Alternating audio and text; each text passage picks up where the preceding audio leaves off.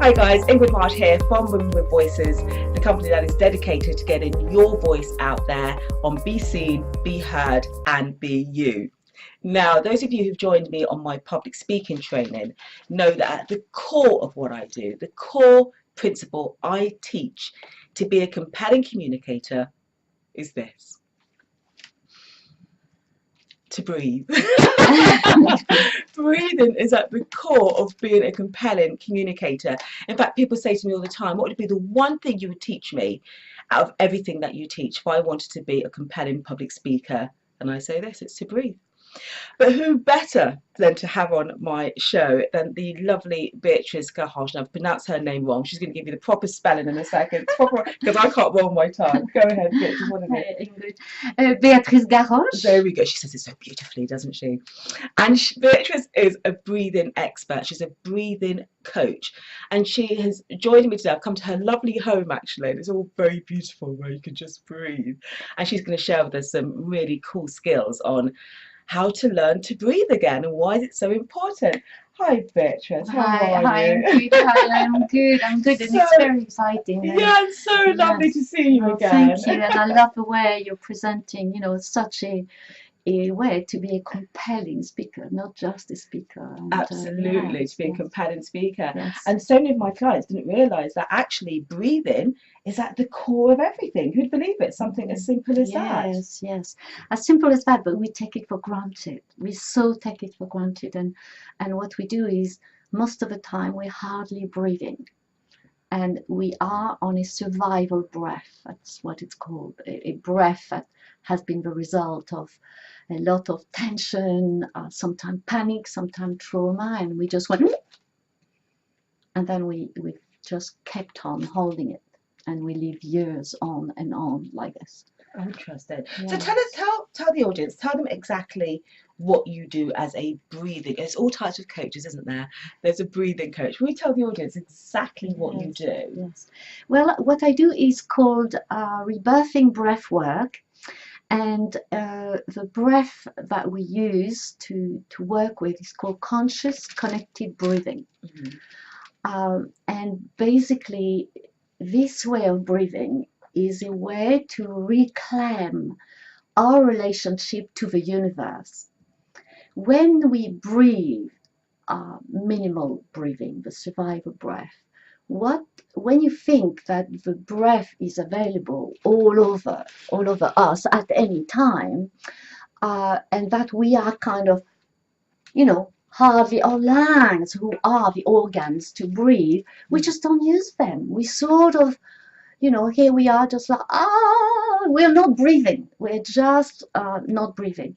And so the relationship, if you think that the universe is giving it this breath, then, here we are just saying, no, thank you, I don't need anything, or, oh, don't worry about me, I'm just like, oh, don't take, So here, what we do in this work is we just look, what is behind our way of breathing, our current way of breathing. And most of the time, we uncover beliefs which are hidden. We don't even realize we've got them. We become aware of what's behind our way of living, our limits, or the boxes we live into. And yes, most of the time we are either in the past, like, oh, what have I done? Have I done this? Have I done that? Being guilty or something, or being afraid of the future and completely missing the present. And for a speaker, to be able to take a breath, to feel your feet on the ground, will have you come back and be here with you, be here with the public. Yes. Okay, so before I go on to the benefits of it being a speaker, I'll get on to that. I just want to go back to what you said earlier, that basically what is happening then, how we are breathing is actually expressing where we are at the moment. Is that right? Yeah, it will be the result of our beliefs. Right. So it shows us our ways of being. Mm-hmm. It is an expression of our attitudes. Very often what we do is we react to everything. Right. And our reaction, one of the reaction is not to breathe. Right. So yes. Oh, that's Yes. Is that interesting. answering? Yeah, it does, because I was quite I wanted to go back to the belief system, because the beliefs, even within public speaking, it impacts so much of what we do. The Yes. beliefs Yes. drives everything. But I didn't realize, Yes. not sure if you did, that the beliefs, what we believe to be true, is also controlling our Yeah. breath. Yeah. Yeah, absolutely, absolutely. So then it will have an impact on our relationship with ourselves and our relationship then with the others, with what we expect the world to give. Yeah, exactly. The way we breathe. Yeah, if I'm breathing in a really relaxed way, and we can do some demonstration in a moment, but um, you know, I am just going to be peaceful. I'm going to be calm. I'm not going to expect any fight, any criticism. I'm just going to be ready to have fun Because and to I connect. find if I'm breathing up Yeah. here, like that's when I'm usually feeling stress. Yes, but you see, the way you just did that, you didn't just breathe up there. You went, huh, and then stayed there. Right, right. What should I be doing Okay. instead? Well, it's not quite like that. First, it would be becoming conscious of uh,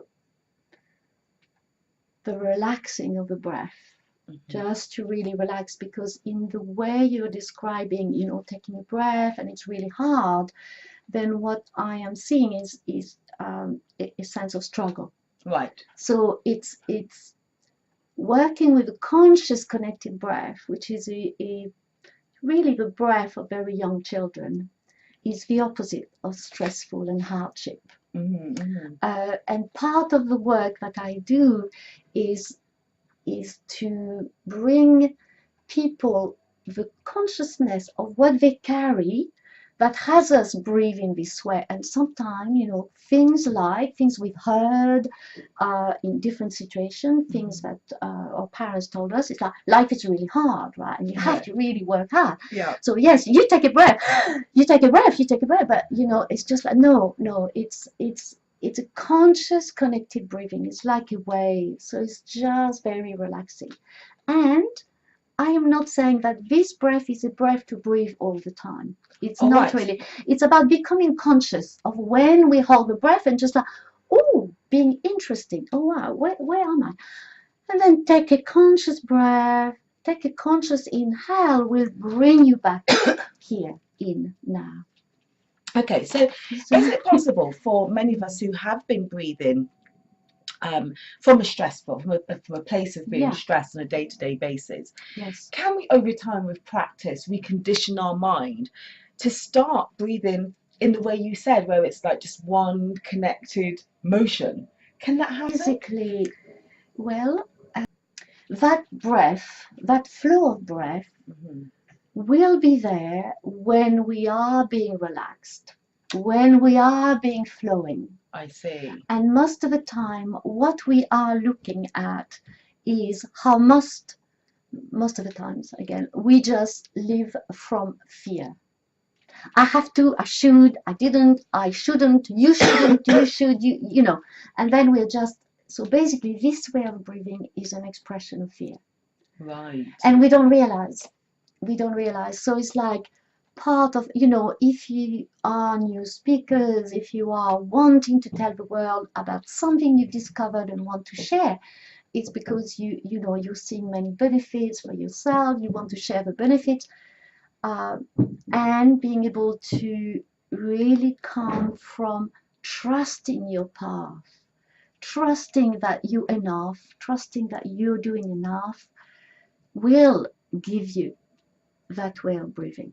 Right. And of course there is a difference between let's say if you were coming to work with me and I have sessions, then we work on a different level, meaning you get to uncover some of what's hidden from you, and then you become more conscious. But in this setting, to really give an insight of what's possible, I would say to even take some inhale,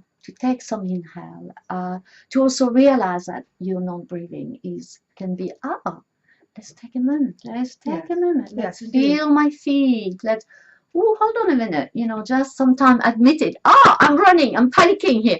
Let me just take a few breaths. People say it, you know, let's take a breath. Absolutely.